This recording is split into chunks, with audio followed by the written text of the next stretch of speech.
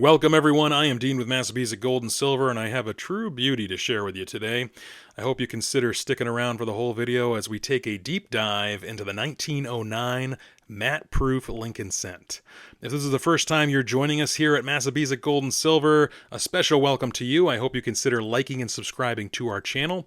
The rest of you who have already subscribed and continue to come back each week, well, a special thank you to you. I know there are so many coin channels for you to choose from, so the fact that you keep coming back to mine makes me extremely happy. So thank you. So here it is. Here's our 1909 matte proof. You can see right off that there's some spots here in the fields. There is some really kind of eye-pleasing toning here on the higher points of this coin, and you can also recognize overall the sharpness of the strike of this coin, which is pretty indicative of really any proof coin. The other thing I want to talk about, or we're going to talk about today, is a recent discovery, at least in the last 13 years, of a second die pair used to strike these 1909 matte proofs. But before we get into all of that, let's talk mintages. So these were struck at the Philadelphia Mint. The 1909 VDB has a mintage of 1,194, while the 1909 matte proof, which is in our hand here, has a mintage of 2,198. Yes, so combined about 3,400 altogether, and I'm not really sure how many survived. But this coin here, I did confirm with the seller that this coin went to the NGC conservation before it was slabbed. So the spots that we're seeing here are really free of any contaminants. You can see that on the surface of the coin, really all that's there is that flat surface. Any type of contaminant that was there has been removed. However, with that said, if this coin is not stored properly, those spots could continue to grow and corrode even more. But because this has been conserved, it's not detailed as corrosion. Also, looking very close at this coin, we do see this very eye-appealing colors here of cobalt blues, purples, etc., which is quite nice. On the reverse, we do have some more spots that were obviously conserved, but again, we get the overall look of this coin of how it has a strong strike, some nice color, and it's really nice. I do want to share with you in April 2010, Brian Wagner and Kevin Flynn, they announced the discovery of a new second die pair used to strike the matte-proof Lincoln cents in 1909. These are some of the characteristics that you could see on the coin, these two large die scratches. These were used, according to Wagner and Flynn, in December of 1909 to produce about 180 proofs. And then in 2014, Wagner indicated that after reviewing as many 1909 matte proofs as he could only find 12 examples of this new and second die pair. So that's pretty cool that that discovery happened about 100 years after these coins were struck. It fascinates me that there's still things that can be found today with these coins.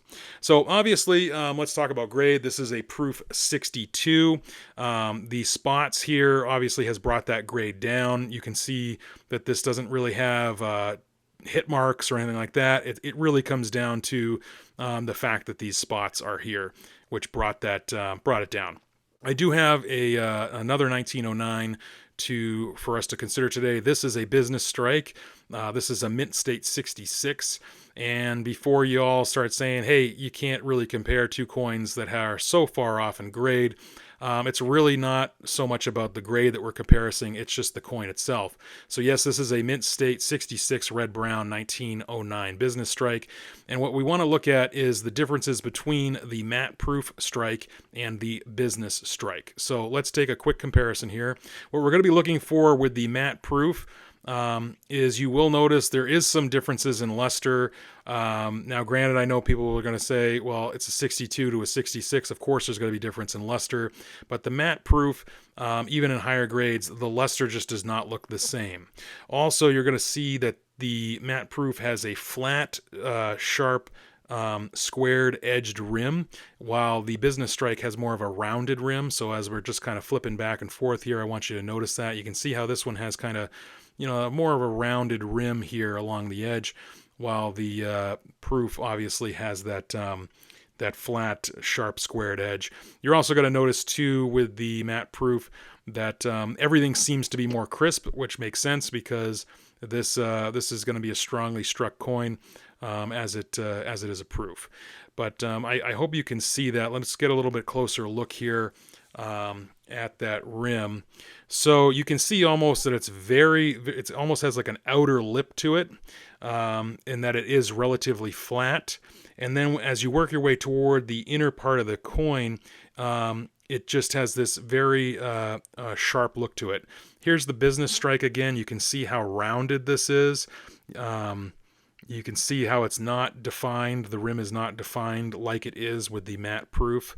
Let's take a look at the matte proof again. So you can see how sharp that is. Almost as it works its way to the center of the coin, it just kind of drops off real fast. Again, you can see just how beautiful this strike is. Very strong compared to the business strike. And again, I'm not saying business strikes cannot have a strong strike. Obviously they can. I'm just saying with the matte proof, these are things to look for to identify a proof. So yeah, this is just a great example. In proof 62, I was able to pick this up at a reasonable price of about $475. If this was proof 64, 65, or 66, we're talking over $1,000. At MS66, it's well over $2,000. So these are really nice examples. I really wanted this for our collection here at Massabesic Gold and Silver. The spots do not really mind, do not make me upset at all. The coin has been conserved. The colors for me is really beautiful, which to me makes it a little bit more desirable. Am I ever going to make a ton of money on this coin? Absolutely not. It's just really a nice example of a matte proof coin. Like I said, these are not rare, despite the fact that the mintages are very low. It's just not everybody wants to own a matte proof, especially from 1909. The Lincoln Cent series obviously is heavily collected, but still not everybody necessarily wants to collect the proofs from that series, even though I will say the wheat cent proofs are some of the most beautiful coins, at least I think, in my opinion. They are some of the most beautiful proofs out there, especially the reverse. But as you can see, though, there's not really too many distracting marks other than the spots on these coins, or I should say on this matte proof. Both are great coins. Both are part of the collection here at Massabesic Gold and Silver, and I'm glad that we purchased both of these. Let me know in the comments what you think of proofs, if this is something that you'd want, especially the older proofs. Let me know if you like the matte proof or you like more of the modern proof today. That have the really just a really beautiful look to them. Anyway, glad that you all joined me today. Thank you so much, and until we meet again, stay safe and enjoy.